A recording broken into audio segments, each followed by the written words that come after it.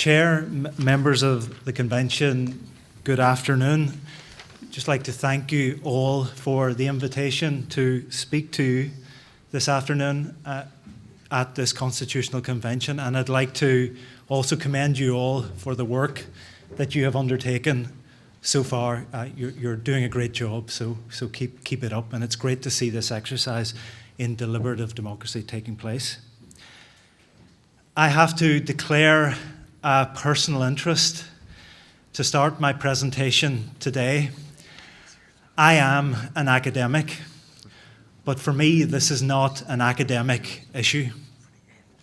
I am an Irish citizen. I was born in Derry and I live and work in Belfast. So the conversation you are having this weekend is not an academic conversation for Irish citizens like me.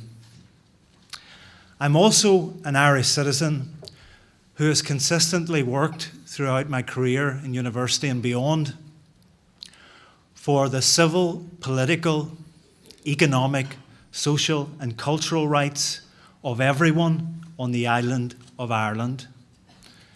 Not just Irish citizens, but everyone on this island as well.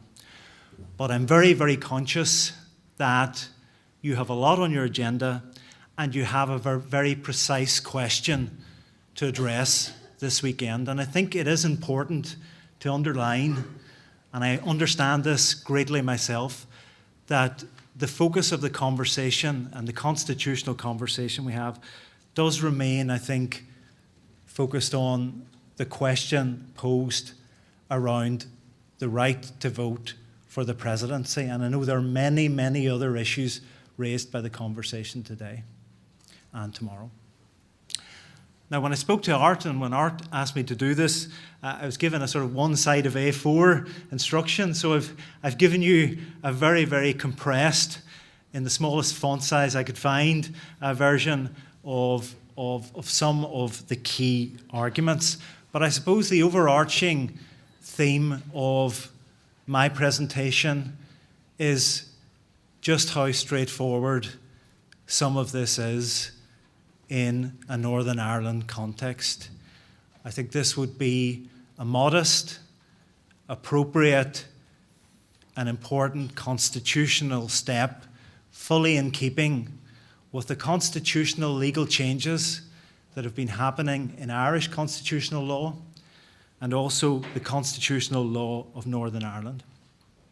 I've set out in the paper the constitutional provisions that have been referred to of the Irish Constitution, that interaction between Article 12 of the Constitution, Article 12.2, which I think is the focus that we want to have on the issue of amendment, its linkage to Article 16 and all elections, and of course don't forget the issue of Irish citizenship and the overarching provision of Article 9 of the Irish Constitution.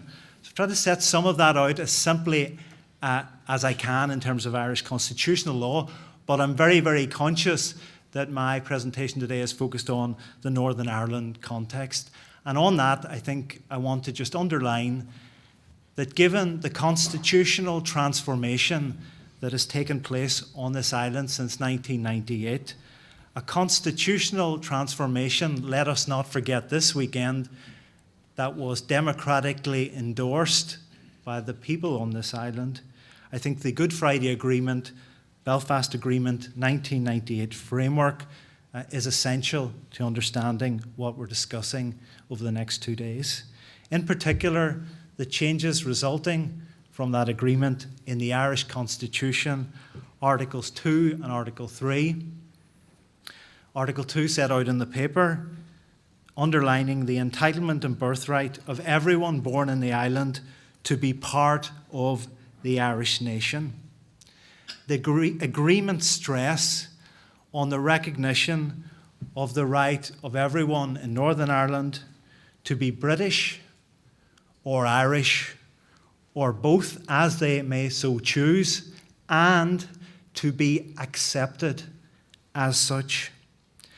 The fundamental principles of that agreement which flow from that recognition of choice around parity of esteem, mutual respect for the identity and ethos of the two main communities in Northern Ireland and their aspirations, including their political aspirations. In other words, the question that you're considering today and tomorrow has a reasonably straightforward answer, I think, in terms of the constitutional, legal, and political principles that emerge and flow from the Belfast Good Friday Agreement 1998. It's also worth underlining, of course, the role of the Irish presidency, and I think it's important to speak today also to the huge symbolic and practical significance of the role of the presidency for the Irish nation and what it means to Irish citizens to be part of the Irish nation, and to focus our minds this weekend specifically on that office of the President itself.